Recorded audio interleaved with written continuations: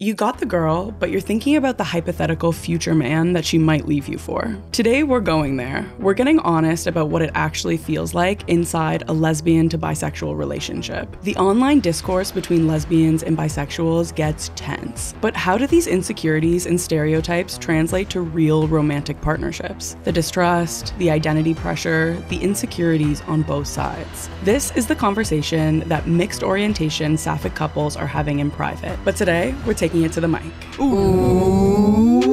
What's going on, everybody? Welcome back to the Queer Collective podcast. I'm your host, Carbon.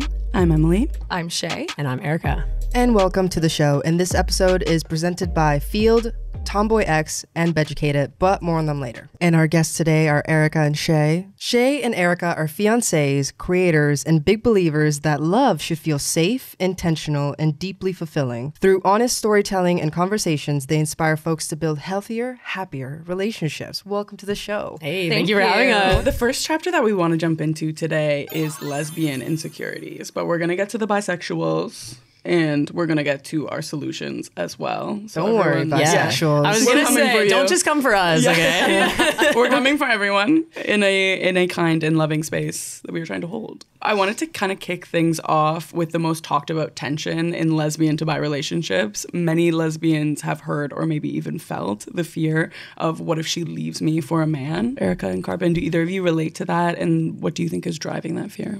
Yeah, I used to relate to that big time. Yeah? Big time. Yeah, what stopped? Not much. No. I think for me personally, it was rooted in a lot of my own internalized misogyny. This idea that I can't amount to what a man can provide, which... That's crazy. It's crazy to even say out loud. Like, it's just wild. But I think that was really the driving force for me because it hurts if your partner leaves you for anyone. That's never going to be a comfortable thing. But why does it sting extra if it's a man?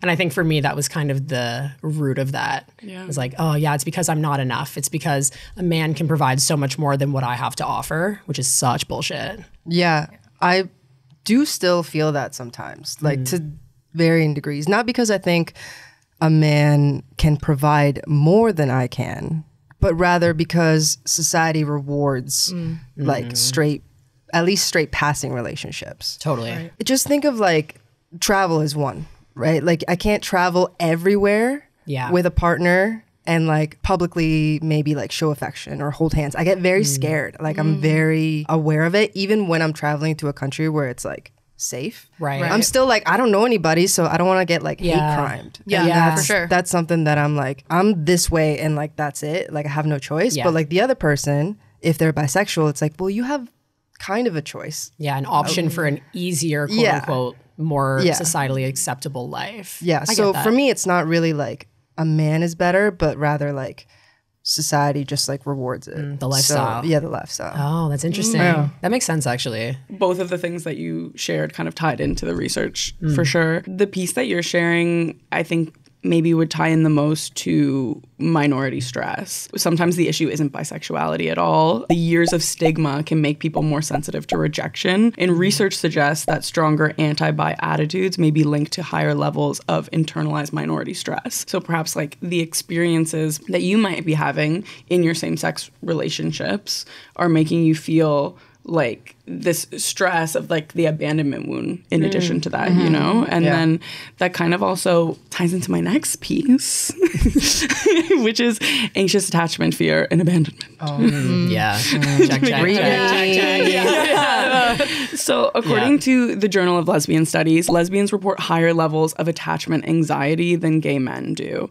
And which is interesting. They kind of just like chalked it up to like minority stress theory, but also like society historically devaluing lesbian relationships and relationships between women is like why there's that disparity, because it's kind of interesting. But this looks like heightened sensitivity to rejection and abandonment. Yeah. And can relate to that for sure. Oh my God. I mean, a lot of us have it. I mean, like gay men, even though they're gay, they're still men. Yeah, exactly. So there's less, it's, you know, there's like levels to it. I think. Yeah. We'll go into any like gay male dominated space and you will not forget that those are men. It's the way that you're being treated or like served at a bar or whatever. So I get that. That makes sense.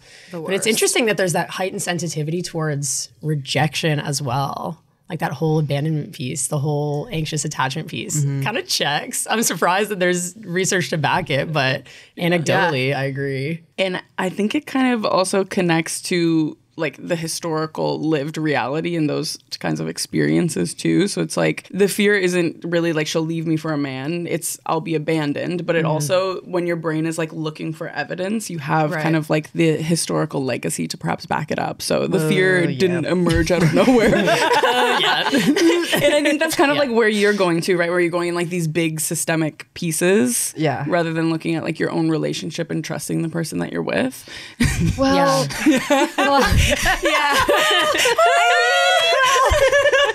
I guess, yeah. I'm also like from Colombia, and like I'm from a place where my parents were like, if you're gay, you will fail at life. Like you won't get jobs, like you won't get, like you'll probably end up in a ditch somewhere, you're gonna get a disease, like you're not gonna have like a life. In Colombia, it's certainly there's gay people and it's gotten like way better, and I think that it was like overemphasizing something that maybe they grew up with when they were younger. But still, it's like those are my early memories of like coming out, and they've never really left. So I think I look for evidence of that fate that they told me one time that it will come true. Yeah. Right. And it's so interesting that in this dynamic, it's whatever your wound around yourself is that comes up. Like, so for me, it's that idea of not being enough, where you're not even thinking of it that way. I don't think of it from a systemic way at all. But it's funny because in a dynamic that already feels unstable to the lesbian in the relationship, it just brings up all of your own internalized shit, which is crazy. For sure. I mean, if you have an abandonment wound or like attachment anxiety, it's like, it's going to be about whatever you're insecure about. No, literally. Like, so why do lesbians feel this way? Especially a million reasons. But yeah, the fear didn't emerge out of nowhere. You're right. Yeah. So for most of the 20th century, being a lesbian was very risky. And as Adrienne Rich points out, for many women, marriage to men wasn't simply about attraction. It often was tied to survival. So same-sex relationships were criminalized or heavily stigmatized, and women could lose jobs, housing, custody to children, or family support. So it's not hard to see how a cultural memory developed that way, you know, and why a woman might ultimately leave you for a man. But I think like the reality is it's like such a different landscape today than it was then, you know? Or even just like being here. Yeah, like where you are physically and geographically. Like sometimes my mind is like elsewhere. In Colombia. No, literally. No, that makes sense. So if it's anxious attachment, then why do we think bisexuality is always the scapegoat? What do you mean by scapegoat?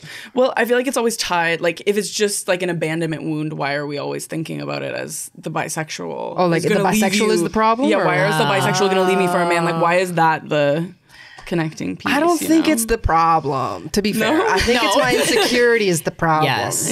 Yeah. I think you have to be very secure in order to date someone with so many options for themselves.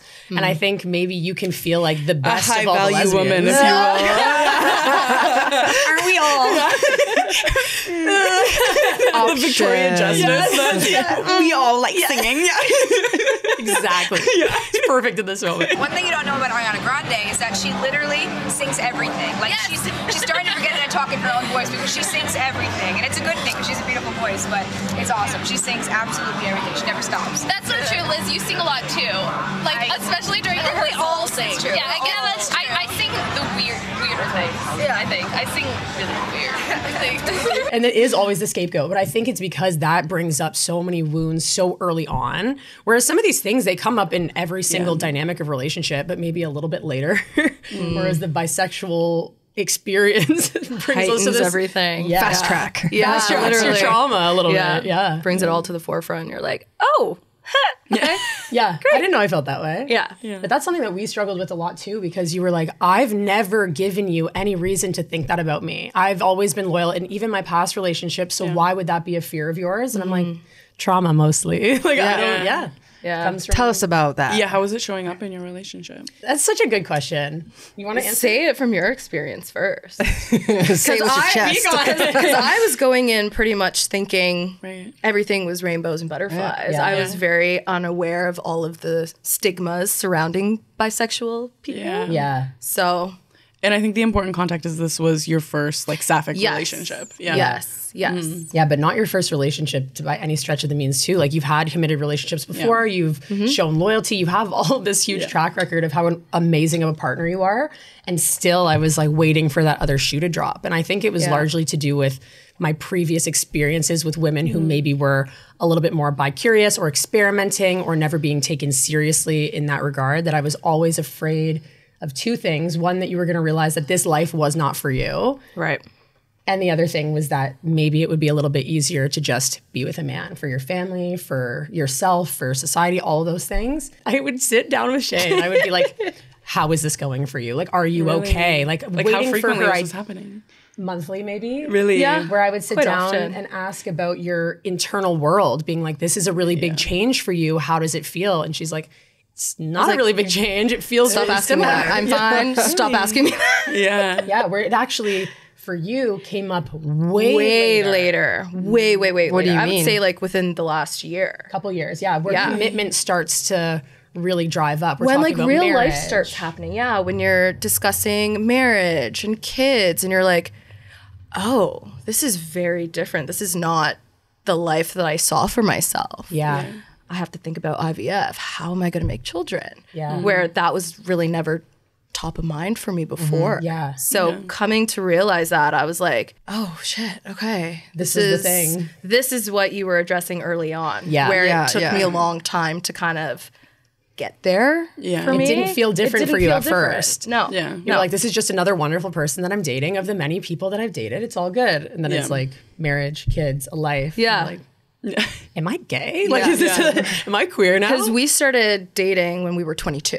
Yeah. So we were really young. Are you the same age? Yeah. Oh, Yeah. Okay. And Yeah. you're not at that point, you're not thinking about like kids and those things. Like, No. yeah. Even You're like, still, you're I'm dope. like, Yeah. God, no, I don't want to think about that. But it definitely hits you a lot harder when your kids are, or your friends are having kids Yes. and getting married and all of that. And it's like, let me sit in my thoughts real quick and see what is going on internally. Yeah. And that was something that came up recently for us. And I Yeah. was just like, I need to just word vomit everything that's happening in my brain right now because I'm spiraling and I don't know what is happening to me right now. Yeah. So working through that was interesting. Yeah, definitely. Yeah. No, it's cool to see all the different layers and how they come up, how you think that they're going to come up versus how it actually ends up coming up, and the timeline for that for you is so Yeah. different than what I was anticipating. Yeah. Like lesbian panic. Yeah, because you think it's going to happen immediately. For sure. Right. All of that. But like, Yeah.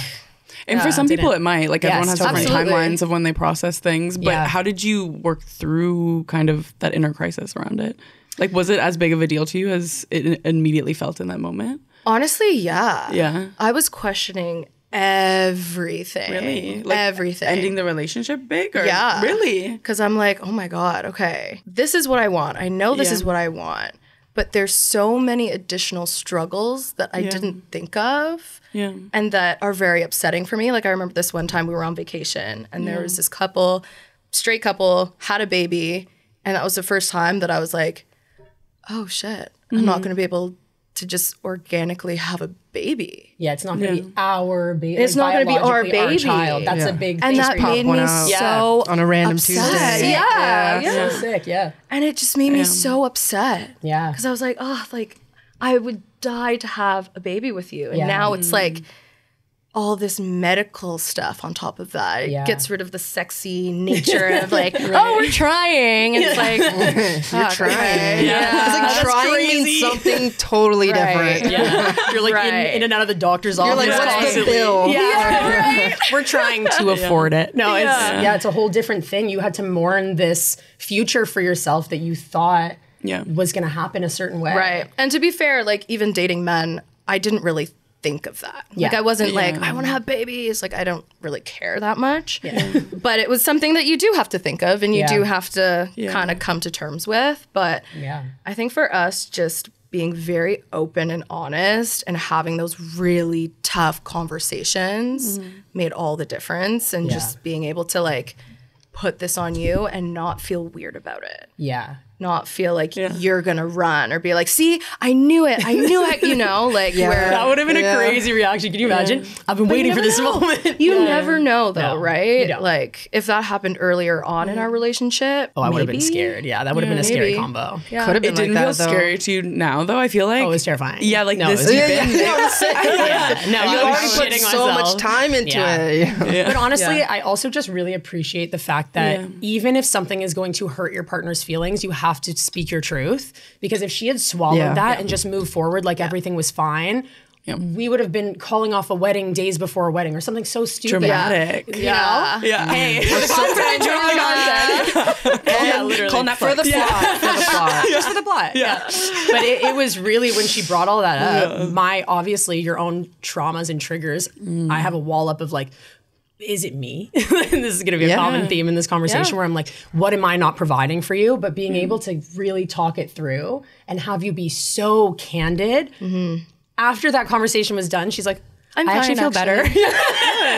What about it made you feel better? I just needed to get it out. I think to your point, like I was just mulling it over internally and I was just making myself go crazy a little bit, thinking it until I was able to put it down somewhere and be like, okay, these are all valid problems. Yeah. Everyone thinks about this. It's not like me having a crisis all of a sudden where it's like, I know this is what I want. I know I want this relationship. I want to marry you. I want all those things. But it was just, are you getting misty-eyed? No.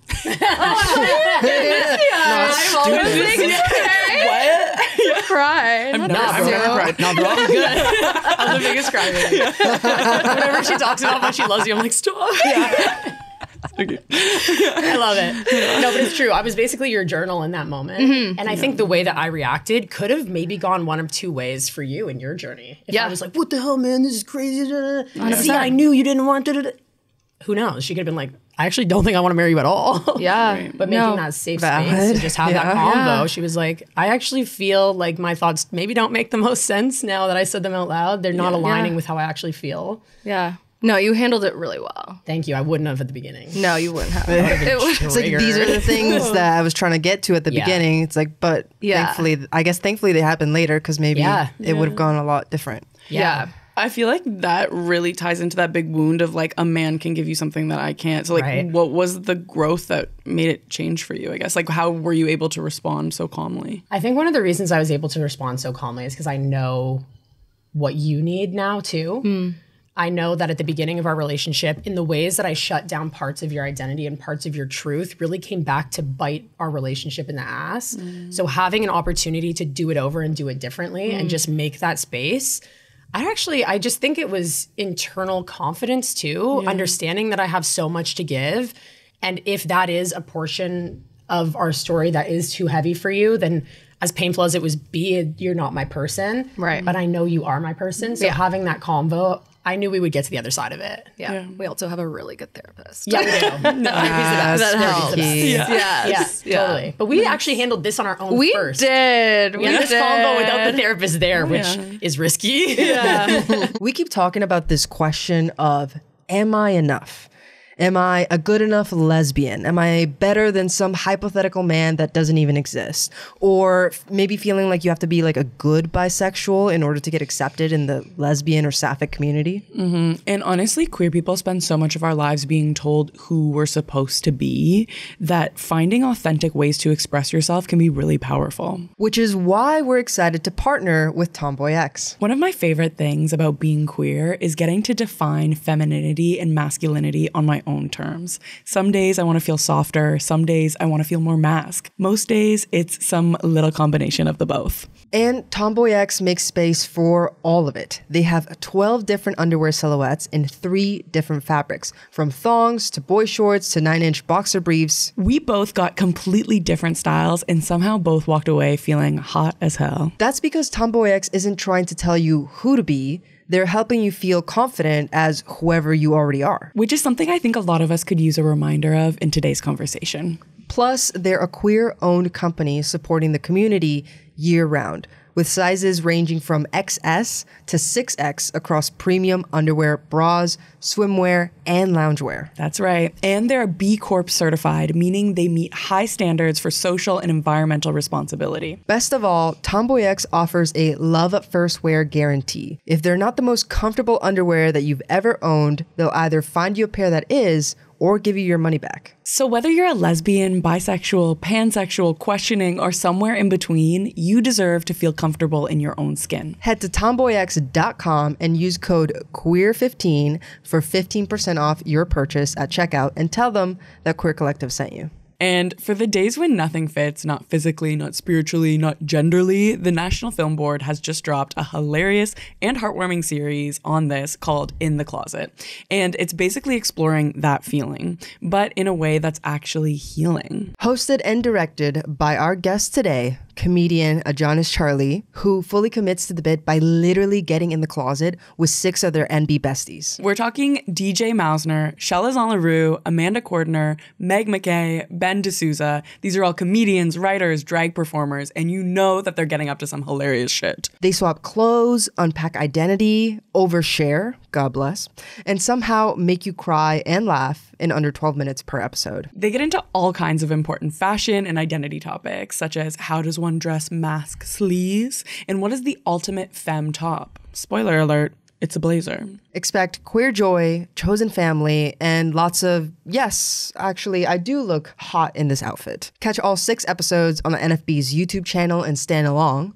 Go watch In the Closet now, or after this episode. I mean, stay here, but go watch it afterwards. And I feel like the thing about having babies, this is my take on it, I feel like some straight couples end up struggling with it too. Like, you never even know. Yeah. Like, you never know. You could have left this relationship and then had to do IVF anyway. But It's like, you that's really never know. That was that was the first thing I said. I was like, first of all, no guarantee that this wouldn't be a struggle for anybody. Yeah. Right. But it's this glamorization of this other lifestyle that maybe you could have this perfect white picket fence with the babies and the golden retriever. Like, give it a rest. How many people actually have that, straight or otherwise? No. Yeah. It's rare. And I know some lesbians that have gotten pregnant so easily. I also. know. Us Like, too. yeah, I like feel their like that first would be round of first IVF. time. It's like, Yeah. you know, like it's not as, I don't know. My For some people, it's a hairdresser. challenging, for some people, it's a challenging journey. And then for others, it's not. And sometimes it doesn't even have to do with your sexual orientation. No, it's Yeah. true. Yeah, Period. exactly. I kind of wanted to talk about biphobia for a second, because even if someone isn't intentionally trying to be biphobic, the insecurities that both of you guys are sharing are rooted in personal things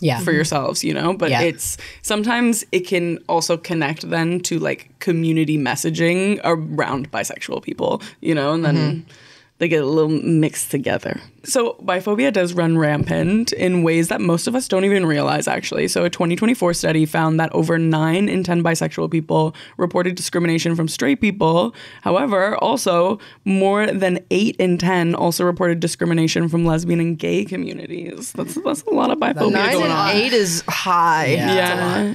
Shay, do you have any like personal experiences? I remember when we first started dating, I was talking about a past relationship and I was like, oh, he, whatever. And one of our friends was like, Yeah. he? Yeah. And I was like, oh my God. Yeah. That's the biggest one, I feel. Jesus Christ. Okay. And I felt like a little bit of a shift. And I was like, oh, damn. Okay. That's a little icy in weird. here. Yeah. And I the was tone. like, what is that? Yeah. What's that all about? Like, I think that was probably the first time that I ever really experienced anything like that. Right. Yeah. So I was How like, could you?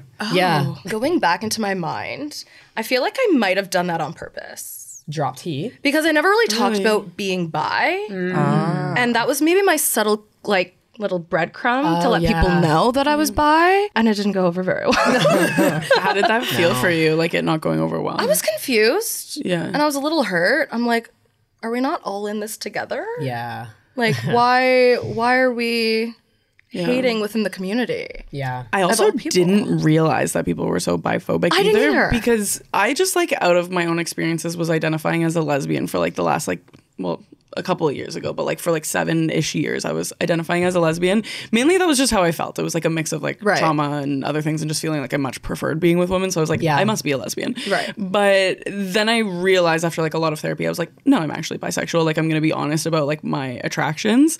But I remember we had a conversation about bisexuality with the girls from Something Creative, and a lot of them were sharing the like experiences of biphobia, and I'm like, what? Yeah. Like that happens? And then I came out as bisexual, and it's happening. Yeah. I feel like if I was more open and honest about it online, I feel like I don't really talk about it too much, especially being in a relationship. Yeah. But I feel like if I were, then yeah, maybe. You'd and like be opening yourself up to more absolutely. criticism Absolutely. And that was always my biggest fear if we broke up. I'm like, if we break up and I start dating a man, I'm going to be exiled. Yeah. No one's going to talk to me. I'm going to lose all of my friends. Everyone's going to look at me differently. Because then you're the bad bisexual. Yes. Who's like, Yes. It is kind of a dichotomy that exists. It's like the good bisexuals are the ones, according to the queer community, are the ones that are dating the same-sex partners. Right. And then like a bad bisexual are the people who are getting like, like a man? Yuck. Ooh, boo. You know? It's like that does happen. But it's crazy. I had no idea. Yeah, and you think you're building this community, and if it's something as small as changing your partner up can make you lose that entire community. Are they really your friends? Is this really for you? And not really feeling that there's a space that's 100% open and accepting of you in all of your facets. Oh God. Crazy. My life in a nutshell. Being a biracial, bisexual woman. It's like you're too black for the whites, you're too white for the blacks, you're too queer for the straights, you're too straight for like can I just please pick a lane? Like I'm just making my life so difficult, but that's how it feels. Where it's like I almost rather be one or the other. Being this like middleman, middle ground area is so exhausting. It's difficult to operate in the middle. It actually is because there's constantly the pressure to like go over to one side by every single group, basically. And like there's so much erasure that's always happening. I feel like it's about constantly being very openly bisexual, you know, like actually always being yourself. So it's like no one's shocked ever. And it's like the people that you're building a community around know you. You know what I mean? Like nothing's ever going to change up on them. Like this is who you are. Yeah. You know? I actually remember we were at a club event and we used to work at Rebel together. And I went over to talk to a security guard, male. And one of our friends was like, do you feel comfortable with her talking to him? And I was like, what? What does that mean? You're like, she's laughing a lot with that security guard. Like, are you uncomfortable? Like, are you okay with that? Lesbian friend. And I was like, first of all, she can talk to whoever she wants. She can talk to anyone on this earth. But also, I'm okay, guy, thanks. But that's how like far these stereotypes run. Is that even just having a conversation with a man, it's like, yo, you better keep an eye on your girl. Like, there's a man in the room right now. It's crazy. Like, relax. Okay, so the one piece I wanted to share is just like biphobia can look like many things that we don't even realize. So it's like the assumption that bisexuality is a phase, beliefs that they're confused. I feel like that also kind of like goes in with the phase piece. I feel like the phase piece is also like projecting too, because for me, I came out as bisexual first because it seemed like it seemed like you know the least impactful, like not so like hardcore.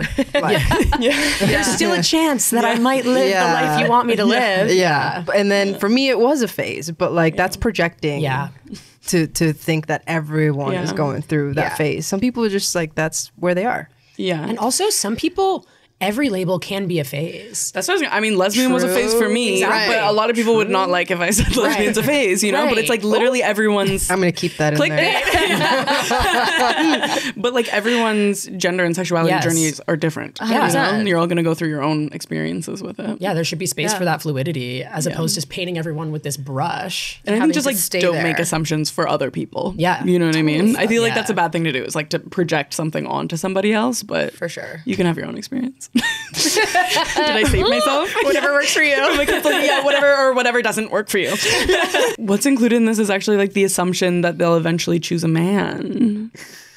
And stereotypes that they're promiscuous, incapable of monogamy, erasure of their identity when dating someone of a particular gender. So kind of like what we were saying before. Like if you date a man, you're straight. If you date a woman, you're a lesbian. Exactly. It's like you're never able to just be in the middle ground, which is the monogamous part is interesting. Like you incapable of being monogamous.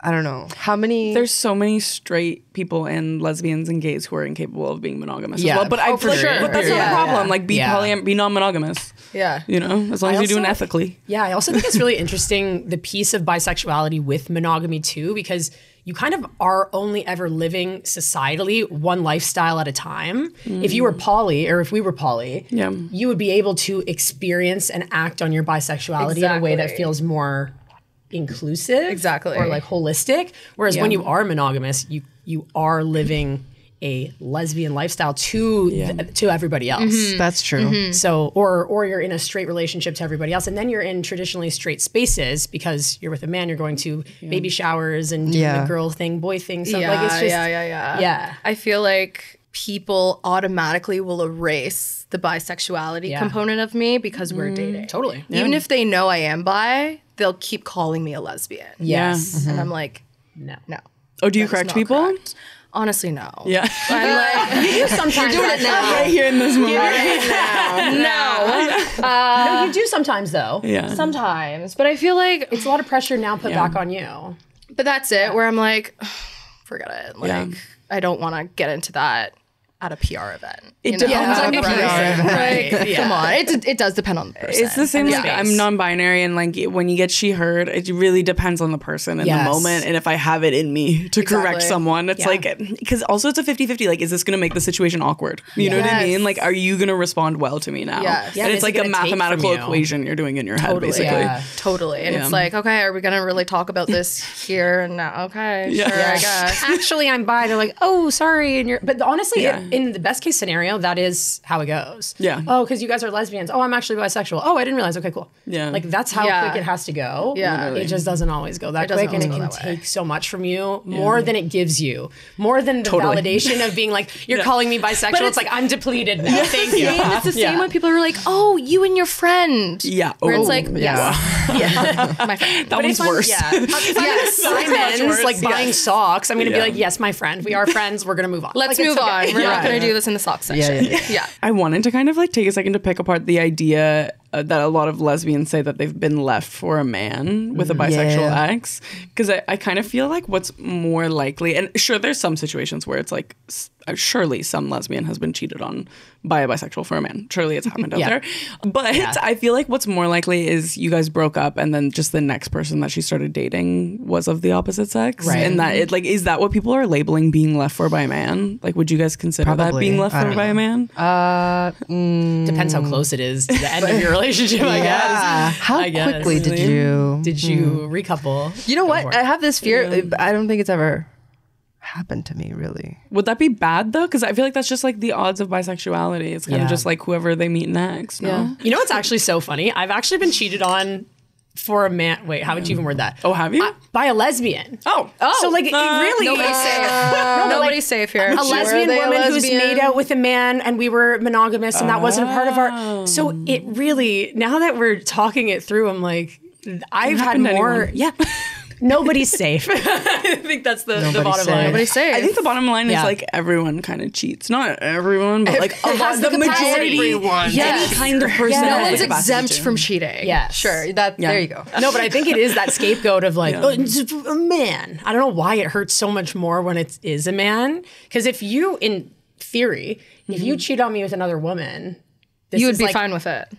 No, surely not. She's like looking for an opening. She's like, and you would be okay with that? Yeah. Yes? Surely not. You know what I mean? Surely that would not be great, obviously. But at the beginning of our relationship, I used to like pry her attraction to women out of her. So I'd be like, do you think she's attractive? Like, oh, would you hook up with her? Like trying to get that validation that it's not just me, you're attracted to women overarchingly. Because for some reason that made me feel more confident in what we had. And you just aren't. That makes I'm not sense that person. To me. Yeah, right? It does make sense because I'm like, am I like your little special project or do you actually like women? Yeah. And I'm just the lucky one. Yeah. And I'm wondering if that makes, well, it definitely makes a difference, but why it makes such a difference. Because I mean, if the person's interested in you, they're clearly like turned on while you're having sex and like they are in a committed relationship with you, then why does it matter? I think it would make me feel like they're just more prone for like the relationship not to work out, basically. Right. I feel like that's a bit of the anxious attachment piece where it's like your brain is anxious and you're looking for things to validate the negative narrative. Anxious. Of course. Sure. But it's true. You're mathing it out, being like, okay, if carry the one, you're attracted to all women, then it's a whole different, it felt like how a many safer women? thing. In this room, how many would you say? Yeah. So it felt like a safer bet than if you were like, I'm attracted to every man on earth and you. I'm like, oh, okay. Yeah. For some reason, my odds aren't great. It does seem like your odds, not so good. But even so, if you were like, I'm attracted to every woman and every man and you, maybe your odds are still not good. Like, That's it's no what different. true. It's no Anything. different. It's very true. This is the anxious brain, though, is like whatever you want to validate, your brain will find a way to validate it. 100%. You know what I'm saying? And like, that's why it's therapy. Like, I can even tell you, like, I can tell you so many opposite arguments right now that like validate the opposite of what you're thinking, but I don't know if it would ever sink in till like the core wound is healed. See, Cal, I'm in therapy, TBD. I don't know. See how it goes. So you mix these like bisexual stereotypes with the anxious attachment and you get some pretty big fears, right? So I think one of them is, am I enough? So for lesbians who have only ever been attracted to women, there can be an underlying insecurity about whether they can fully satisfy a partner who is also attracted to men. And it's like not necessarily about the fidelity aspect, but about adequacy. So this shows up in like kind of controlling behavior, excessive reassurance seeking, and anxiety around the bisexual partner's male friendships, which is interesting about the story you were telling. Like, it sounds like that was that girl's problem. Yeah, certainly. I have kind of like a big thought question for you guys. So when lesbians fear being left for a man, do we think they're centering men, or are they accurately recognizing the position that society like holds men in? You know? Both. I think both a little bit. You think both? Well, to your point, that was kind of outlining what you were saying earlier of like the lifestyle that you can have in a more heterosexual relationship. But I also think that you are kind of centering men in a way that every woman who's bisexual is secretly straight and every man who's bisexual is secretly gay. Where it's like the women are always just the experiment, the plaything, the thing you're hiding behind, but the real attraction is to men. I think that's a huge internalized misogyny piece. Totally. You know? Yeah, definitely. For everybody. Yeah. Yeah, where it's like men are the be all and end all. They're going to provide all these incredible things. And then there's women. Well, the straight women to the bi men. Crazy. It's always straight women saying it to bi men. It's like, well, you're just gay then. And then weirdly, it's the exact opposite for bisexual women, though. It's like, well, you must be straight. Yeah. What? Yeah. If you men like are dick, not that's all you that. like. No. I don't know if we've heard about the loneliness crisis, the incel situation. They're really not doing well. No, they're not thriving. No. So I don't know where we're getting this idea. But it's fed to us forever, where it's like you can't run as fast, you can't throw as hard, you can't all these little things that are running in the background of your subconscious that make you feel inadequate. How are you going to be able to defend and protect your women from who? You cannot throw as hard. Have you seen that thing of like, if all the men are gone, who's going to protect the women? And she's like, from who? Literally. Then we're good. I think the problem's gone now. Yeah. It can center men. I don't know that I would say that I do, though. Because, first of all, I don't think that bisexual men are gay. And I don't think that bisexual women are straight. If anything, I'm like, please don't be straight. Please. Like, praying and begging and hoping. Please don't be straight. That'd be so good. Like, you can have both, but like, keep it, you know? Like, that's, again, I don't think they're better. Like, they're smellier generally, they're hairier generally. But maybe that's the attraction piece. Maybe. Like, that's also the thing. Maybe your partner, maybe the bisexual person is attracted to smelly, hairy, long I'm going off of what I like, which is none of those things, I guess. So it's not a blanket statement. But maybe they do like it, you know? So who knows? Yeah. The question was about like centering men, though. Do you think like this fear of yours centers them? No, I think it's more so like just hating, I guess, the patriarchy. Yeah. Radical lesbian feminist, I would agree with you, but Adrienne Rich was a radical lesbian feminist, and she argued that women are socialized towards heterosexuality.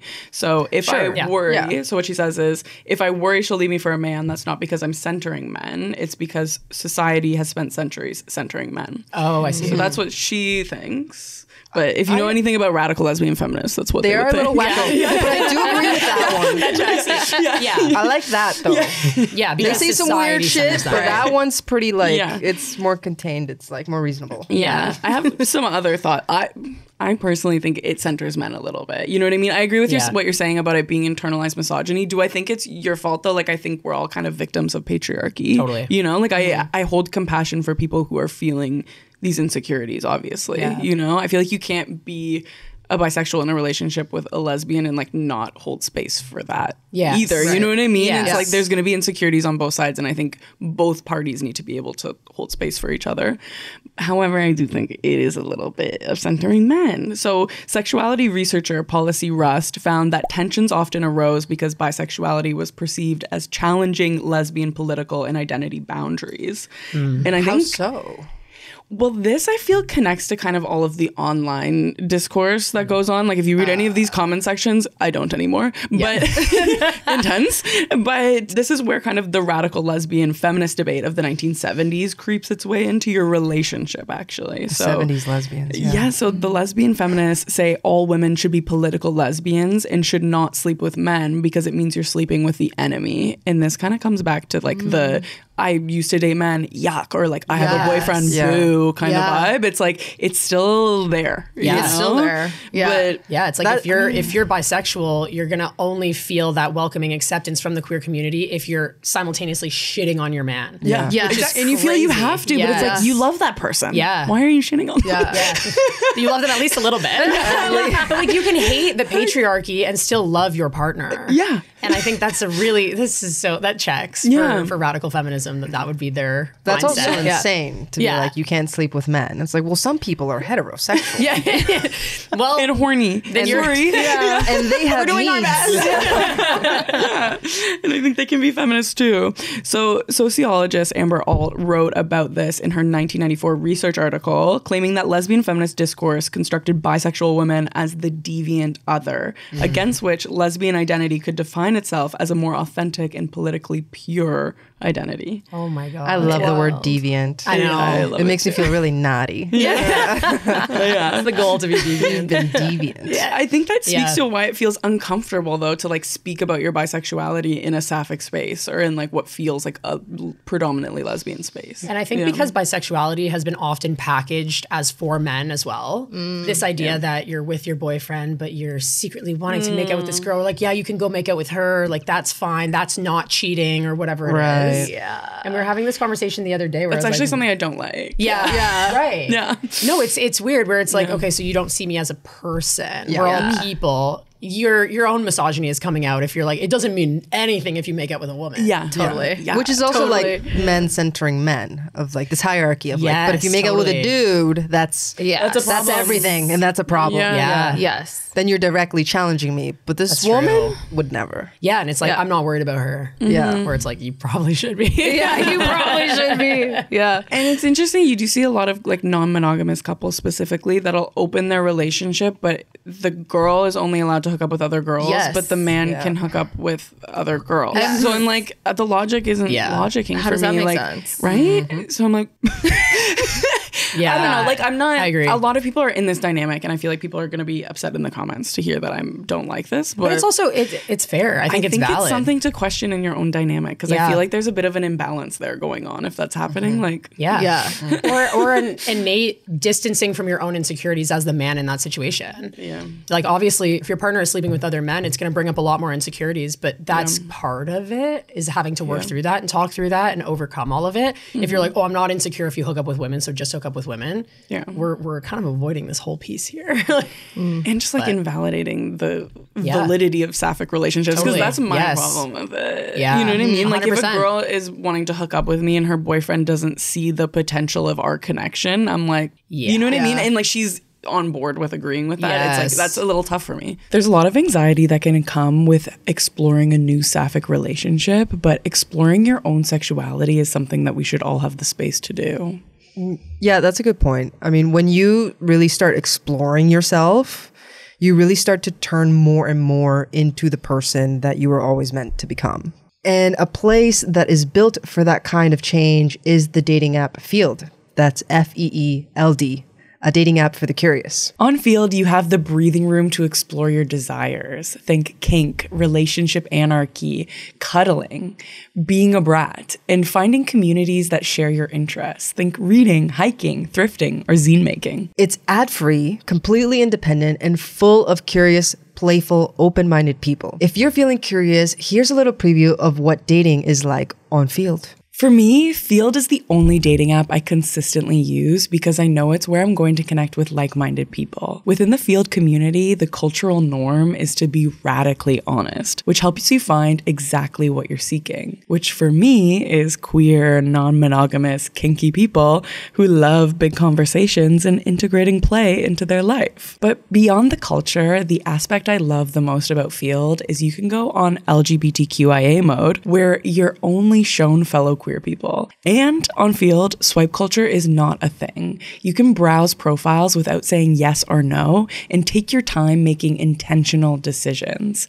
And for an indecisive dater like myself, this is so key. Lastly, the Field community is famous for change. From vanilla to kinky and gay to pansexual, Field is a place for you to explore what you really desire. So if you're ready to start exploring, download Field today. That's F-E-E-L-D on the App Store or Google Play. I was going to say too, I think bisexuality often, because it does feel like this deviant, dirty word in some capacity. Speak on that a little bit. But I was talking about this with you the other day where I was like, why is that? And you were like, porn. Oh, yeah. Huge. Oh, yeah, porn. Really? Yeah. I think there's like a not weird, don't yuck someone's yum, but this bi fetish. Of course. That a lot of people have. Yeah. And then it associates bi with this like dirty, hypersexual. Yeah, very With the male gaze, like it's for men. Yes. You know? Yes. Which is what I dislike the most. You know? Out of anything in the world ever. Yeah. For sure. But I feel like my ex was even like that. Like I'm sure if I said, hey, I want to hook up with this girl, he'd be like, okay. Yeah. Right. But if I wanted to hook up with a man, yeah, right. Yeah. I can even talk to another person. Yeah. Look at another person. Yeah. So. But it's like packaged as if it's for men. And then again, we're back to centering men in this whole conversation. Yeah. When you talk about porn and bisexuality, do you mean like, for example, like two women and a guy? Or Yeah. okay, I've never watched it personally, so Like I two don't men and know. a But like two men and a woman? That one's hotter. I can lesbians love to watch men fuck. That one's preferred. It's better. They do love gay porn. It feels more real. The weirdest phenomenon. I don't know what it is.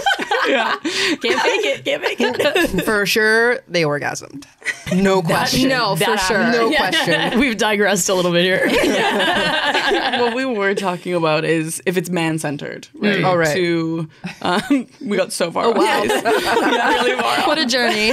But there was this one interesting listener story that I would love for us all to react and respond to. This person says, lesbian dating a pan woman here. We've never had any tension or issues with our labels, and our labels haven't changed over the course of knowing each other or our relationship. If anything, I think my identity as a cis lesbian may help with her self-perception / confidence as a trans woman. I do wonder how much of it is because I'm femme for femme. No one is trying to take on any masculinity at all, and therefore comparisons to men aren't really relevant / don't come up. Do we think that's a piece of it? Like about trying to maybe like take on the role of like the masculine or the man. Ooh. So you're like comparing yourself more. Like I do wonder if this insecurity ever comes up in a femme for femme dynamic. That is such That's a good question. point. Oh my God. Huh. I do often feel I hear it the most from a lot of masks. I completely agree with that. Yeah. This is true. So I it would just agree with that makes as you well. feel extra feminine if your partner's attracted to people who are infinitely more masculine traditionally than you are. I never thought of that as a piece. Damn. Yeah, 'cause you're like, I don't know. I don't quite want to go there yet. But I don't know. I think that can that's a good even question. feel this at all? Yeah, if you're femme for femme and you do feel this, let us know. I think it could add into like the male centeredness because I think unpacking also like masculinity doesn't have to be tied to men at all. Yeah. You know what I mean? Everyone embodies both in their own ways. And yeah, I think the more you kind of take that away from men, the better. What about? Agree. For your own self. You know what I mean? agree. Like make masculinity your own and degender it. Do you think Mask for Mask feels this? That would I would love to do. If you guys want a mask for mask episode, let us know. That would be fun. That is fun, actually. There's so many questions there. I know. Yeah. But it is interesting how gender plays a role in this too, of like the affirmation. If you're attracted to other mask women, I can feel just as mask as your most attracted to person, but way less masculine than... Which honestly, I would argue I'm maybe more masculine than some of your male exes. So it really just... Yes. Yeah. I can So confirm You like a femme man? No. But that's kind of what I ended up with. Yeah. No, I don't. I'm the femme man. When I'm dressed up masculine, I feel like a gay man. But that's it. I'm like a man in a girl way and a girl in a boy way. Yeah. You know? Yeah. Are you non-binary at all? I probably could be. I never really think about it. It's like a yes and. That's how I feel. Yeah, yes and, not neither or. Any way that you see me, I'm affirmed by, because I like being this weird. As long as you see me. Do I exist in your eyes? I'm happy. Yeah, I think I'm non-binary in a boy way, but not in a man way. Oh, yeah. I mean, the whole point of non-binary is that you're not one of the binaries. You know what I mean? Yeah, you're not man or woman. But the problem is with me where I feel like I'm like a both. Yes and. Oh, you feel both genders. I feel like I embody all kinds, but never a man. A boy, yes. A woman, sure. A girl, for sure. Yeah. A man, never.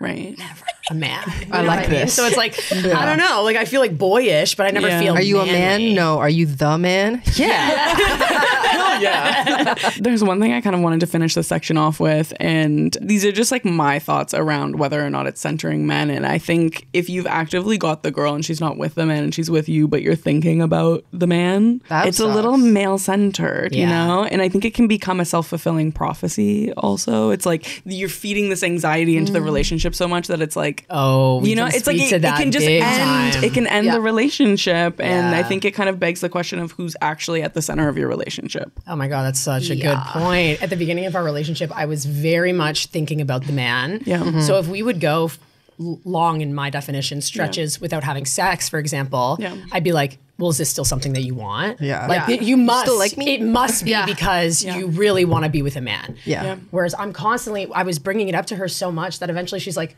do I? Like she was starting to believe what I was saying. I'm like, you're putting these thoughts into my brain. Like whispering and like being like, you want this. And then I'm like, oh my God, she wants it. You're like, you think about men.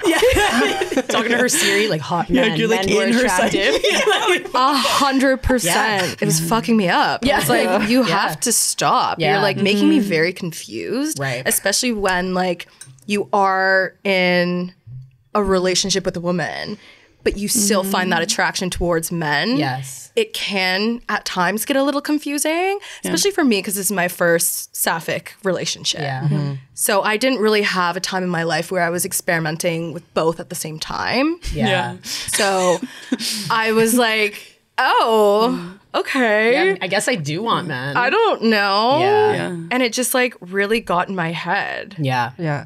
I do feel like that's kind of valid for like, okay, this is your first Sapphic relationship. With the person I'm dating now, this is their first Sapphic relationship. And I was doing that. You like men on your time off whenever you're not around me. Like, you fantasize about men when we're fucking. If you don't see me, you're seeing a dude. I don't know. I think it was looking for like that validation as well. Like I don't do that anymore. I chilled out. It's fine. I'm totally cool. I'm really chill. So fine.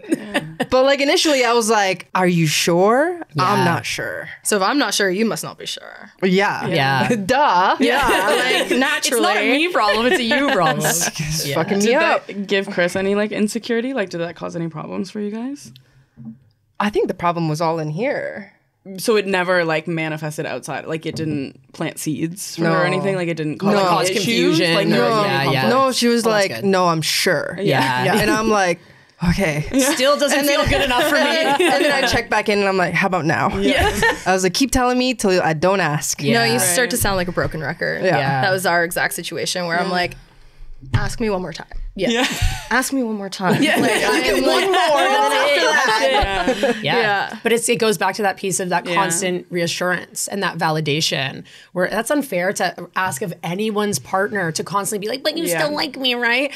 And it's just so exhausting. I could see how it would get all twisted in your brain. I think my problem with it is like it feels a little bit invalidating. I'm like, I am attracted to women. Yes. You know what I mean? Right. I told you I'm bisexual. I am. Yeah. You know? Totally. Just because I'm attracted to men doesn't make it any less so that I'm attracted to women. Yeah. And like that can feel frustrating and invalidating, I guess. And it's like, I think that's the part that sucks about starting to identify as bisexual over a lesbian is like no one was questioning me when I was a lesbian. Right. It's like people were just engaging with me and it was So like true. cool. Yeah. But it's like now suddenly people are questioning that. It's like I've been in very long-term like almost all of my long-term relationships have been with women. Like, why do we have to question this? And like, how much more evidence do you need? Yeah. You're fighting the same battles regardless. So it's not actually about the evidence that you're bringing to the table. It's your own shit. Because sure, you'd never been with a woman before, but you never made me feel like I was any less valid than you're attracted to men. No. If anything, it was actually the opposite. She's like, I've never felt this way in my life. This is the most amazing thing ever. And I'm like, you must be lying. You simply, there's no way. It just couldn't land. Way. Yeah, I don't believe you. No, I can't. Yeah. That's actually a really good point. Yeah. Like, it doesn't actually matter what receipts you have. It doesn't matter. I could have said anything. I could have done anything. Yeah. You probably could have had past relationships with women 100%. And it wouldn't have changed. It wouldn't have made a difference. No, no, because that's your own shit. It's like your own hurdles to leap. It had nothing to do with you. Which I think is like an important thing for a bisexual person to remember. You know, it's like try not to internalize while this is happening because it can be really difficult. And it can fuck you up. Totally. It's tough. Yeah, I think like I went through a period of time where I was like, fuck, like I actually wished I was just a lesbian because I had missed that feeling of just like feeling accepted by one side of the community, especially the people where I had built so many connections for so long. And to feel it both. Yeah, that would be jarring. To go from one to the other and feeling that like, firsthand. Yeah, I think this idea that your partner would leave you for a man and that like a man is somehow better than you and all of these things, I feel like it's a little bit of the loser lesbian rhetoric. Have we seen any of this online? What's the loser lesbian? What is that? Like, now I'm a loser too. It's like this. It's like this online thing. Is this the name for it? Yeah. Like, well, it's like a TikTok thing. It's like this like self-deprecating subculture where it's like you can't get a woman, you're too shy to hit on her. Like they don't pull. You don't pull. You're a loser. You know what I mean? Lesbian and you don't pull. And it's like this whole rhetoric. That is rough. Pick a struggle. That's rough. But if you're gonna like lower your dating pool, you got to learn to pull. That's it. I think it's the self-fulfilling prophecy again, though. Like I feel.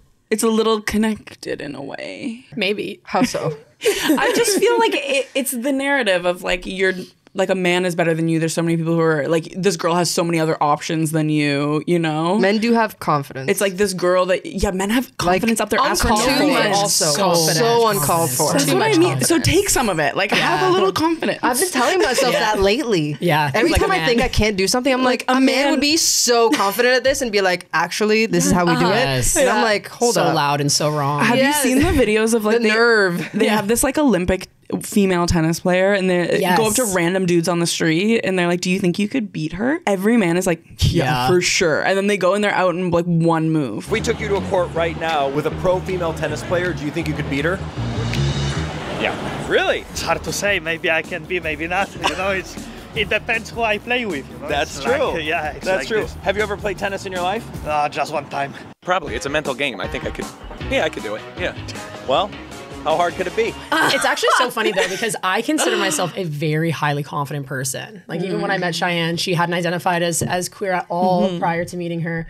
Yeah. And I was like, nah. You're like, no problem. I'm gonna get my girl. Like, and I never had an issue with it. The insecurities come and creep in after. Yeah, right. Where it's like the initial pull, sure. Yeah. But then afterwards I'm like, do you still like me? Yeah. I feel the same way. I act so confident in the initial pull. Yeah. Like, I got this, no problem. You want me so bad. Yeah.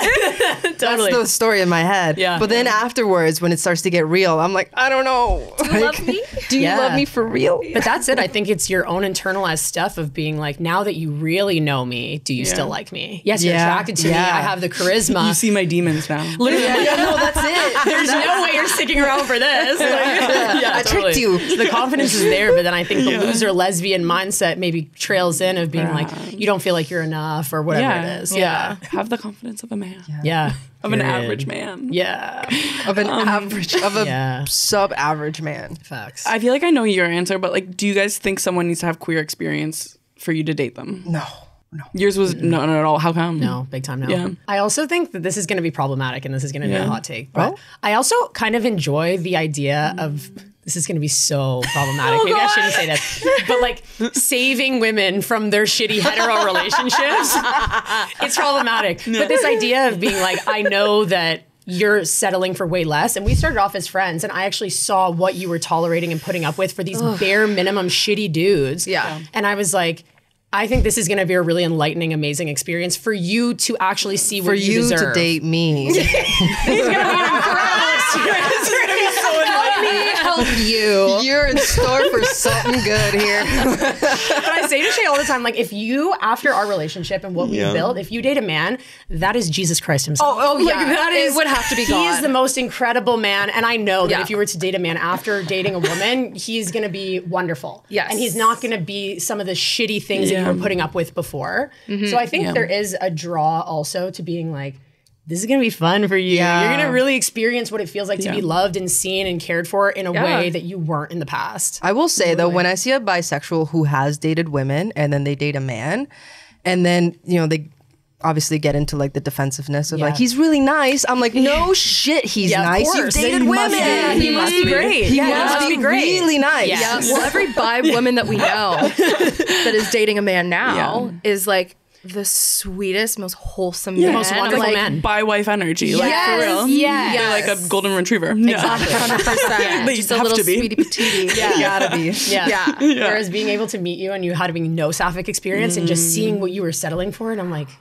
baby, let me show you something. And now you're a changed woman. I am. Still bi, but expecting more, which is good. Expecting more. Yes. Did you ever have any fears of like the way that someone would show up in a relationship? Like, has it ever been invalidating or something? Like constantly going for people with little experience? You know Validating what I mean? in what way? Maybe someone just like not fully understanding the full spectrum of queerness or like not being able to relate to you and your identity. I feel like sometimes there can be some insensitivities. Yeah, fair. I don't know. Or maybe not even like taking things as seriously as you're taking it. Like maybe there's a mismatch. Like you fall for someone and then it's always, you know, it's like maybe they were just like bi-curious. Yeah, that's right? been like a long history of mine as well. Like, especially in university where there's these women who are very into you for one night, 2 nights, a week, whatever. And then it's like going back to my boyfriend, my ex or whatever it is. But I think one of the biggest insecurities for me around that or mismatches for me would be that you don't understand the gravity of what it means to be in a queer relationship and how the world is going to see you differently and how that's going to force you to unpack some of the compulsory heterosexuality that you've been brought up with. So being like, you're dabbling in it, but queerness as a like political stance rather than just queerness as in your relationship. Or like an act. Like doing the actual work that comes along with unpacking that. A one-night stand or like a week-long stand. You're not unpacking really. No. And I have had a lot of texts after being like, hey, I'm gay now. I'm sorry that I treated you the way I did. And I'm like, I wasn't ready. Thank you. Yeah. I mean, internalized homophobia is real. It is. And it's like sometimes maybe you're just not ready for the full spectrum of it. They see the unpack and they're like, not ready. They're like, not keep ready. that packed up. Put it back in. Save it for later. What are your thoughts on it? Would you date someone who's has no experience with queerness? I do. Never stopped me before. How would you want someone to navigate it though? With enthusiasm. You got to be enthusiastic. You don't have to know much at all, but you got to know that you want it. Right. Okay. Like you want to learn, you're excited about it. You can be nervous. That's cute too. But like, you're like, oh my God, yes, this is like, it's pretty an exciting feeling to show somebody like let's like show you the world, like that kind of thing. Totally. And that's an exciting thing because like you remember like what it was like for you when you were first like discovering it and how exciting that was. So to like secondhand experience the excitement, I'm like, wow. Yeah, that's so true. Honestly, so many people talk about Sapphic dating like they're keeping some sort of scorecard. It's always about how many women have you dated, how much experience do you have with lesbians or Sapphic people, and do you know what you're doing? And honestly, that can be a lot of pressure, especially when you're newly out and exploring a new side of your sexuality that no one ever taught you about. Which is why we're excited to partner with Beducated. One thing Beducated helped me realize is that sex isn't some magical talent you're either born with or you're not. It's a skill. And just like any skill, you learn from people who know what they're doing. If you really want to level up your skills, you should check out today's sponsor, Beducated. It's an incredible sex education platform that I stumbled upon recently, and it's genuinely changed the game for me. Beducated helped me shift my perspective in a big way. Nobody expects you to sit down at a piano and immediately know how to play. So why do we expect people to be naturally good in bed? Especially when it comes to things that no one ever taught us, like queer sex. Beducated has over 150 expert-led courses covering everything everything from communication and confidence to pleasure and intimacy and techniques that'll leave your partner going, It's backed by experts, it's educational, and most importantly, it's hot. So whether this is your first Sapphic relationship or your 50th, there's always something new to learn. So what are you waiting for? Join Beducated today. That's spelled BEDUCATED. Click our personalized link in the description to get started. Real quick, if you want to stay up to date with current queer news and hot topics presented by queer journalists, we actually have the perfect podcast for you. It's called This News Is So Gay. Hey, podcast listeners, I'm Ken Schneck, host of This News Is So Gay. This News Is So Gay is a weekly roundtable where LGBTQ+ journalists discuss issues at the forefront of national dialogue. We're covering hot-button queer news like healthcare and athletic bans for trans youth, defunding of federal HIV and AIDS programs, and general threats to queer public life. Think Meet the Press, but gayer. New episodes of This News Is So Gay drop every Wednesday morning. Find us on your favorite podcasting app. For me, it's not about experience, actually. I feel like there's some things that I look out for, though, that could kind of come from anyone. It's like kind of what we were talking about the girl with the boyfriend, where they they don't view a Sapphic relationship on the same level. It's like, I need to know what your mentality is around this. Like, could you see us being in a long-term relationship? Like, can you actually see this in the same way that you see things with a male partner? Right. Yeah. You know? Like, do you see me the same way? Yeah. Basically. Do you see me as a person? And I feel like there's like cues to that as well. What would those cues be for you? Is someone like kind of educated and enthusiastic about it? You know? Yeah. Are they interested in like getting to know me as a person, or do they like just see me as a sexual object? I don't like, it's hot to be objectified sometimes. Consensually. Like sometimes. Sometimes you want it. Sometimes you want to be objectified. Yeah, exactly. Yeah. But no, I think in the beginning I want to see the other. Yes. Like, it's not that. Yeah. Let's build towards objectification. Once we have a foundation. Once we trust, we can objectify. Yes. Exactly. Honestly, yeah, then it's hot. Yeah, it is. Because then I know outside of it, that's not how you actually see me. Yes. But yeah, I feel mixed about it, I guess. Like there's a few different flags and signals. Yeah, like do they want to spend time with you that isn't sexual? Right. Yeah. That's pretty. And are they like keen to learn about things? Not just about like how to have sex, but just like about like queer culture. Yeah, you know what I mean? Like absolutely. Obviously I'm quite entrenched into queer culture, and it's like those, I feel very culturally queer. I don't know. Another piece is just like tips for newly out bisexuals who want to try, I guess. Because like maybe you are this bisexual who's in the relationship with the man and you can only date women, and I'm so sorry, Diva, that you're trapped there.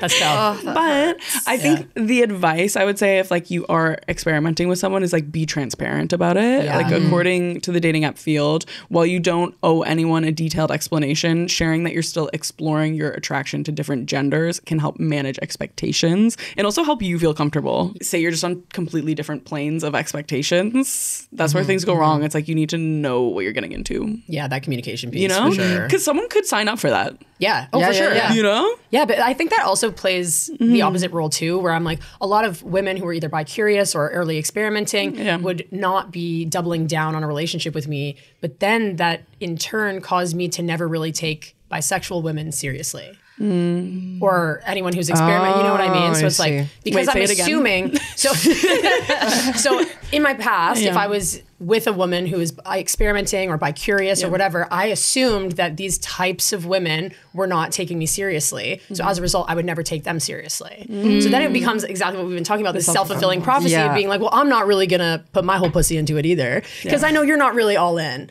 But that might not even be the case. So being able to have that conversation and find out where everybody stands. Easy. Communication. Oh my is God. important. Communication is key.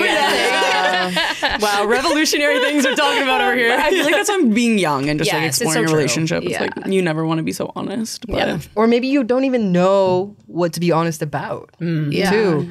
Like you're not even sure yourself. Yeah, you don't even have the language, so how can you communicate? Yeah, exactly. Yeah, because you're still figuring it out. according to Lifeology counseling, this is actually a big problem for bisexuals, the whole she's going to leave you for a man thing. So from a therapeutic lens, dealing with a partner's jealousy or irrational fear that they will leave for a member of the opposite sex is one of the most commonly cited issues for bisexual people in relationships. And this isn't a fringe position. Lesbians regularly report feeling that dating a bisexual woman means competing with all of humanity. Whoa. No. Yeah. Whoa.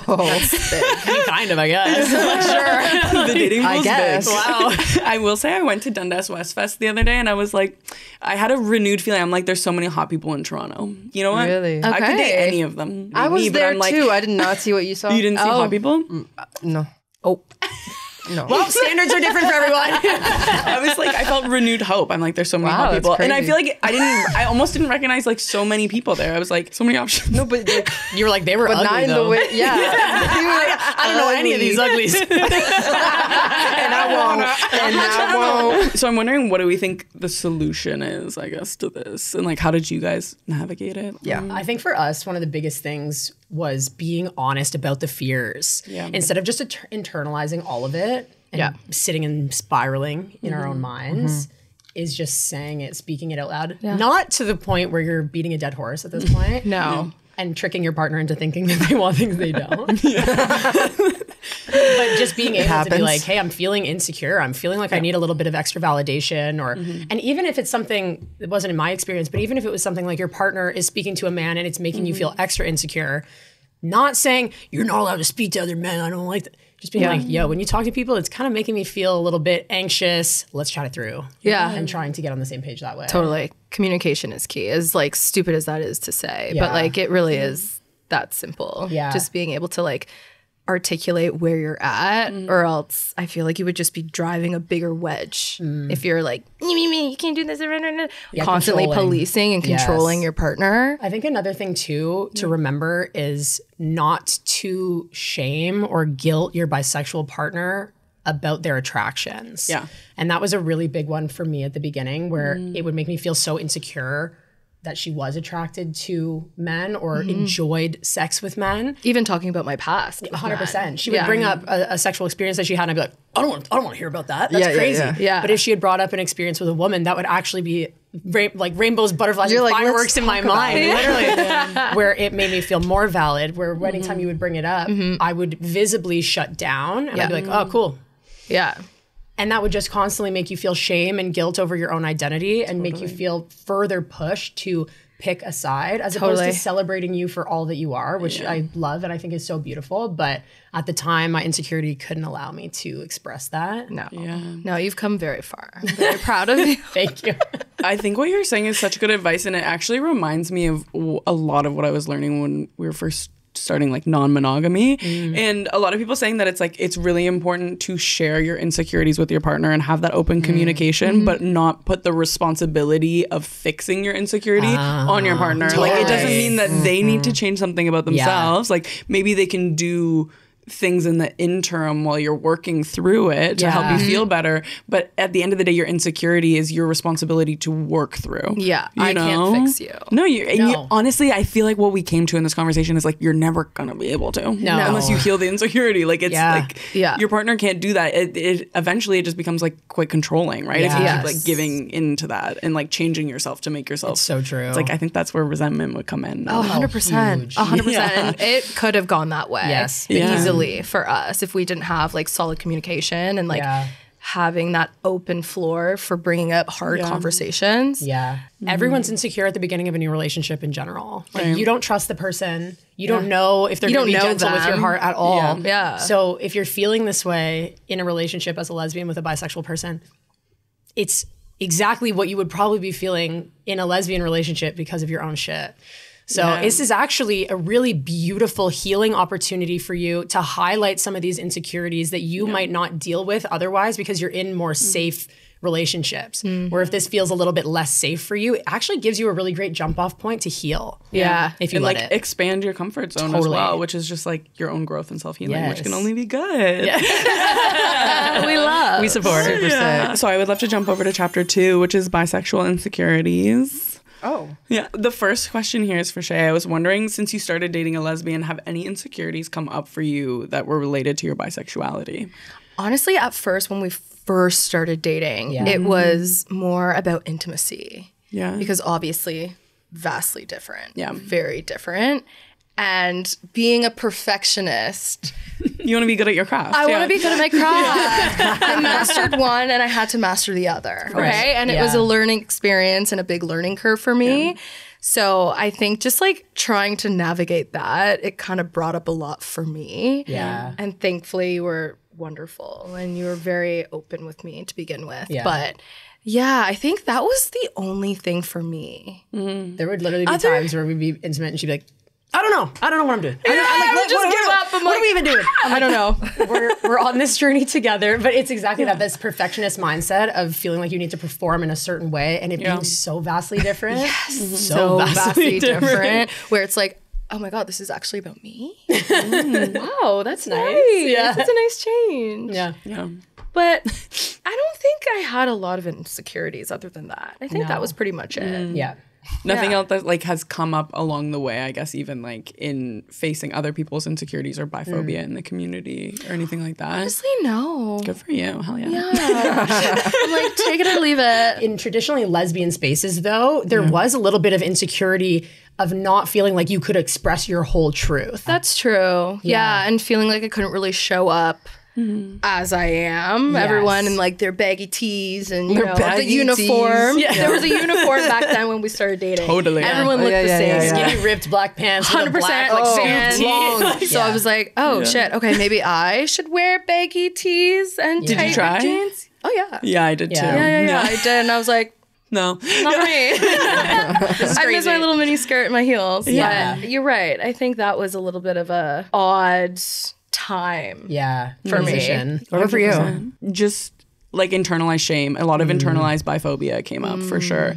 I don't know. You feel it as an energy when you're going out. Like you want to connect with other people in the Sapphic community, and it can feel hard to tell people for some reason. I don't know. There's a lot of like bi negativity and internalized biphobia. I think that like a lot of bisexuals feel, and I feel this a lot trying to ask people what their sexuality is, because you forget like bisexuals are a huge majority of the queer community actually. But I'll ask someone who looks very gay. I remember we were at a rave once and I was like, are you gay? Like, what's up? And like she got like very nervous and she's like, yeah. And I was like, oh cool, I'm bisexual. And she's like, oh my God, me too. And it's like, why is it like, and I feel like this has happened to me like 2 other times where I've like encountered this. Yeah. And I don't know why like people automatically, especially a lot of bisexuals, and I think that's like on the internalized part, a lot of bisexuals assume that they're going to get negativity towards them if they say they're bisexual. But I'm like, just say it. Oh, that's true. No, but that's how you take your power back. It's so true. Yeah. Is to say, no, I'm bi. Yeah. And just take up space in that way. Because like you said, huge majority, yet so underrepresented. Yeah. And like, I feel like I don't know any bi people. Right. Yeah. Because no one speaks about it openly. Yeah. We had a friend recently that we've been friends with for almost 10 years. It was like, I'm bi. And I was like, didn't realize. You're bi? Exactly. I had no idea. I think these people who don't bring it up, it's like if you're living if you're living a lesbian experience and you're kind of embodying that, there's no need to bring it up. But there's a point. There is a need. It's your identity. You're erasing yourself. Yes, exactly. Yeah. So take up space. Yeah. And I think it kind of like chips away at yourself over time when people aren't like fully seeing you or you can't fully show up. It's like there's this like lack of like full transparency and honesty with the people who you're supposed to be closest to. Right. So you know what I mean? It's like the same way that you guys were saying it's so important to have like complete honesty in your relationship, even if it hurts the other person. Yeah. It's like, it's important to be like fully seen as who you are. And you know what? That's probably why I haven't really talked about it much. Yeah. Because of those instances at the beginning. Yeah. And I'm like, you know what? Let's just not. Take up space, bitch. Okay. Another part I feel about this is like there's so few public spaces where bisexuality is going to be celebrated as well. Yes. You know what I mean? Like among your close friends where it's like you've already established this, like you can be openly bisexual. And I think that's kind of why people come in where it's like, I have a boyfriend, blah, blah, blah, blah, blah, blah, blah. You know what I mean? Like you're suddenly explaining yourself. It's like, you didn't need to do all that. I think it kind of comes in with this piece that it's like you actually never know when you're walking into a queer space if you're going to be confronted with someone who's going to say like boo or like actually like invalidate your experience. So it's like you're already constantly there, and which is like a little exhausting, I feel. Yes, totally. Yeah, it is so exhausting. It would be so much nicer to have these bisexual spaces where you know that you can go and just say, I have a boyfriend. And you get it. Yeah. And that's that. Yes. Yeah. Yeah, but you're still welcome here. Yes, exactly. Do you go to a lot of lesbian spaces? Not anymore. I'm old now. We used to, though. All of my friends in the queer space were lesbians or they were gay men. I didn't really have a lot of bisexual friends at all. And then especially Maybe some of them are bisexual, you don't know. And now we know. Exactly. That's it. And you coming into this queer space where you didn't have your own queer community for you. No. You just were put into this like very white and very lesbian spaces, which you were feeling like you stood out like a sore thumb. Right. Yeah. It was very uncomfortable at first. Yeah, I was like, for sure. I do not belong here. Yeah. Because obviously lesbian spaces are so segregated and queer spaces in general. And then you add bisexuality on top of that and you're like, I don't know if this space is for me. Well, I was even talking about this the other day. I feel that kind of come up every Pride where everyone's doing stuff and I'm like, I feel very on the outs. I feel like people don't want to invite me because XYZ. Really? They have their own reasonings for that. Yeah. But yeah, it really highlights like the segregation and like all the little pockets within the community. And I just like, I don't know, makes me feel sad. I feel like I only frequent bisexual spaces. Really? Okay, we gotta hang out with you. I think it's because your partner throws bisexual parties, though. Like, that's why that's the only thing you're going to. I think we have to go to these That's bisexual parties because that sounds sick. I only go out to things that I like. that you're forced to go to. To support. That's like a free ticket. I think like what this sort of like undertone of bi negativity leads to as well is the pressure to just identify as a lesbian and like just identify as monosexual. Right. I think it's like underlying too, right? It's like all these like small little things that make you feel like, oh, it would actually just be easier for me to say I'm a lesbian. Like it's easier not to correct somebody right now. And it's like you kind of just like sink into that sometimes. Have you ever felt this pressure, Shay, to like identify as a lesbian? No, never. No, I think Yeah. I'm just like very certain and firm with who I am. Yeah. And it just, if it was up to me, I wouldn't subscribe to any label. Yeah. I'm just who I am. Like I never formally came out. Yeah. Ever. But I think there's something to be said about the ownership of who you are too. And obviously labels fit for some, they don't for others. But there is something really powerful about saying, no, I am bisexual or no, I am pansexual. I am who I am and this is what I am, even though it doesn't fit for everyone, labels obviously. No, totally. But I think being able to take some of that power back. I'm like, it's getting my wheels turning. It's getting my wheels turning too. Yeah. That's how I felt at first. Like when I came out as bisexual, I was like, oh, there's a lot of work to do here, actually. And I will get it done. Yeah, I was like, I feel like we need some actually good representation for bisexuality because so many people, like, there's this idea that all bisexuals are like dating the opposite sex and like none of them engage in the community and like they're X, Y, and Z. But it's just because there are so many bisexuals who are doing the opposite, but they're not calling themselves bisexual. That's so true. You know, so there's actually just no representation. Yeah, you're just assimilating either way, but to be able to confidently stand up and say, I'm bisexual. And then people know a bisexual that is like cool, super queer, like does all the good things, you know? It's important. Oh, I promise you, when this podcast airs, there will be some people online who have no idea that Shine exists. Oh. I think too, being in a long-term relationship, it's like, how does that come up? It comes to a point where, like it doesn't matter that much. And if you want to live your life where labels don't matter, then I think that's also fine. A lot of people are switching to calling themselves just queer because it feels more open as well. I think it just like depends what you want. I hear a lot of like celebrities specifically not wanting to ever define their sexuality, and I kind of get it because I feel like people get really intense along your journey. Like if you choose to change your label or something, it's like everyone's Think of so JoJo Siwa. pissed. Like she is such a good example of that. And there's so many others too, like Kehlani, like so many people just kind of like they're just on a regular ass journey. So many of us go through this journey. Yeah. No, totally. No, JoJo Siwa is not on a regular ass journey. Anything She's on the trajectory to Tradway. A little different. No, I think it's interesting though too, where that is how it often goes. If you are someone who is in a long-term relationship with a woman and then you start dating a man, you could have been bisexual this entire time. But it's this uproar, this hurt from the community and this ostracizing. And I think that's one of the reasons you never felt fully comfortable in the lesbian community is because you felt that at any moment it could be kind of ripped away from you. 100%. Like everyone could just turn their back on you for something that's like not really about me and my personality. Yeah. So you're right. I was like very hesitant and I was treading with caution a little bit because I'm like hearing all these conversations happening and they're happening around me because nobody knows. Undercover. Yeah, I'm an undercover bi. So it's like, undercover bi. And I think one piece also of like the pressure to switch your label is just like this assumption also that's going around. It's like bisexuality is seen as this unstable identity. It's like treated as not fully real unless it's constantly performed, which is interesting. Right. And I mean, like when I first started doing like non-monogamy, I was like, oh, I feel like I'm so bisexual right now because I'm like constantly performing it. Right. But it's just like the way other people are perceiving it of me. And I'm like, other people's perception shouldn't matter that much, but I don't know. But sometimes they do. It's Be so real. Sometimes you sometimes want they do. validation. Yeah. And sometimes it just helps you validate yourself too. Yeah. Being seen that way where you're like, wow, I feel so bi because everybody knows. Exactly. Yeah, everyone can see it. And a reoccurring theme in bisexual activist Robin Oak's writing and talks is that bisexual people are constantly defined by their current partner rather than their own orientation. Totally. Yeah. So when you're dating women, you're assumed a lesbian. When you're dating a man, you're assumed straight. But bisexuality becomes invisible in both contexts.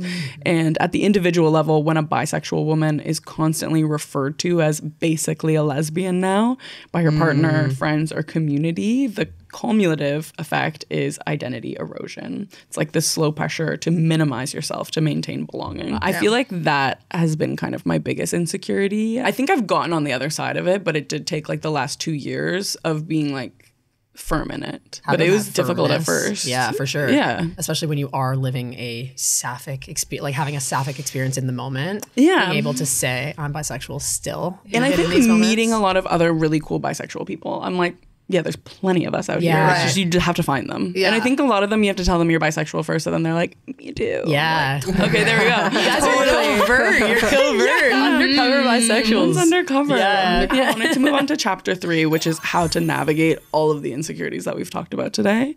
How, I feel like I've asked you guys already how you've navigated. I think it's just like so much honesty between the two of you. Yeah. I think what you said though adds to it, which is to be firm in your identity, which is of course difficult sometimes, especially if you're like also Newly just not out. sure. Yeah. Or newly out. It's already don't have the language. Like it's impressive how well you've been able to like stay firm in your own identity while navigating this new experience, because I don't think that's the case for everyone. Like when I first came out of the closet, you're trying on new outfits. You're like, I don't know, do I fit in here? I want to fit in. Yeah. Like it can be very destabilizing for your identity. I don't know.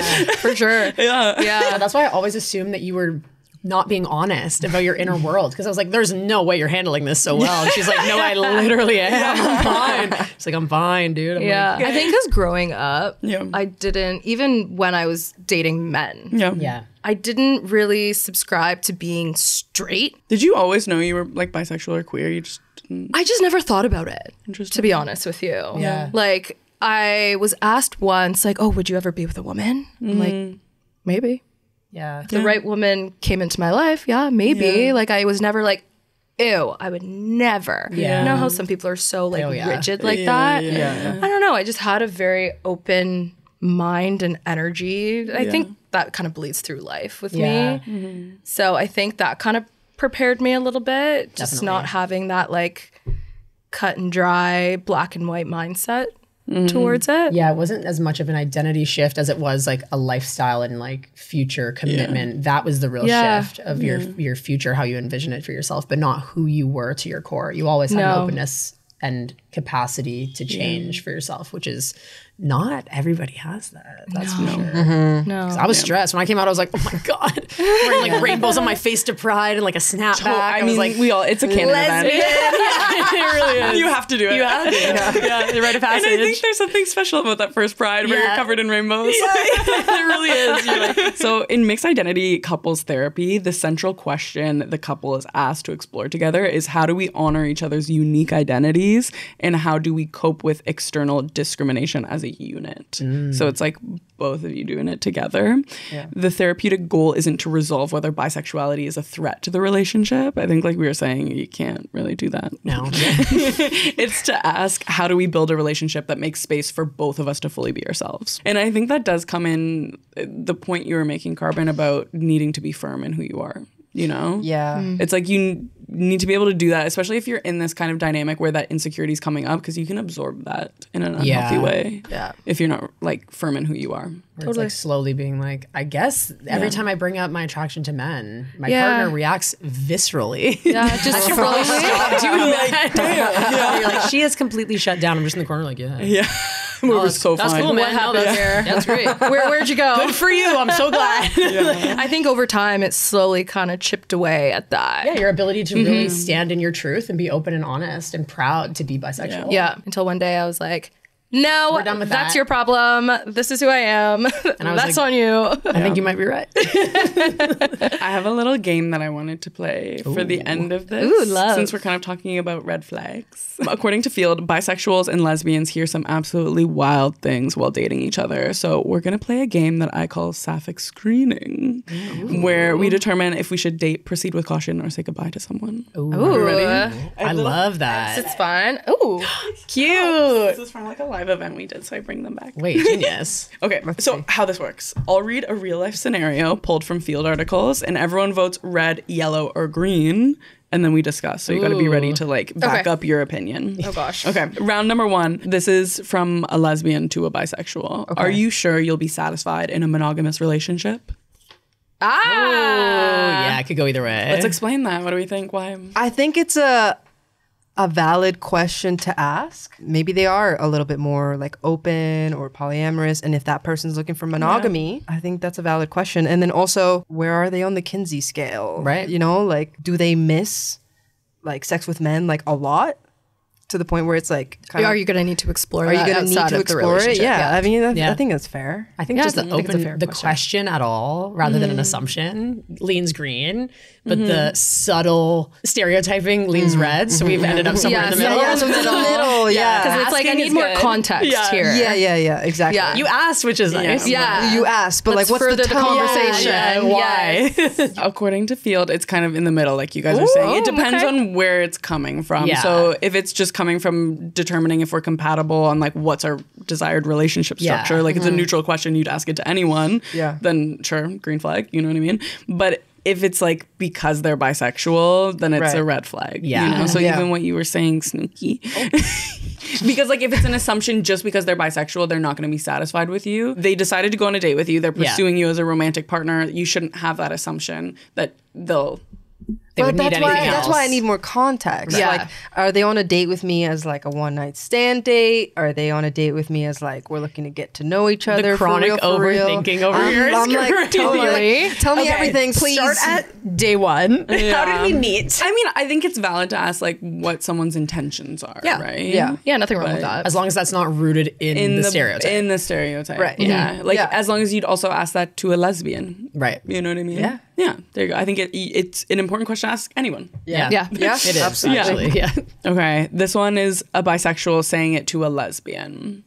I hate men, so I'm becoming a lesbian. What do we think? Oh, red flag? I do think that's a red flag. That's red for me. What do we think? Okay, everyone explain. That's not a valid reason to be a I want to hear Shay's answer first. Wait, I'm with you though. It's like I need more context. It makes it difficult. I don't see anything wrong with it. You're like, if you do hate men, then that's fine. Yeah. Is that bad? Like, why do you think it would be yellow though instead of green? Sure. Open mind. What do you mean by that? Okay. Multiple follow-up questions. Right. And then we'll see from there. Erica, what do you think? The becoming is always, that's like such a red flag word. And becoming a lesbian, it's, like, it's not like a Pokemon evolution. Like, it's not really how we're doing it here. Yeah.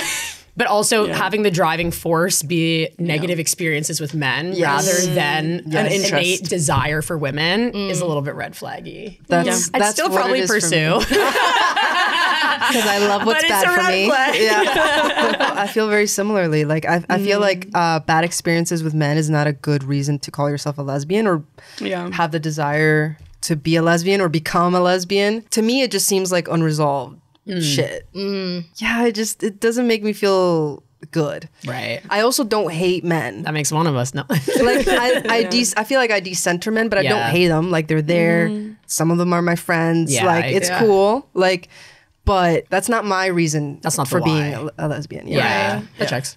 I would say, you know how I was saying there's like these subtle things that people can say, it doesn't matter your orientation. This would actually be one of my red flags. Yeah.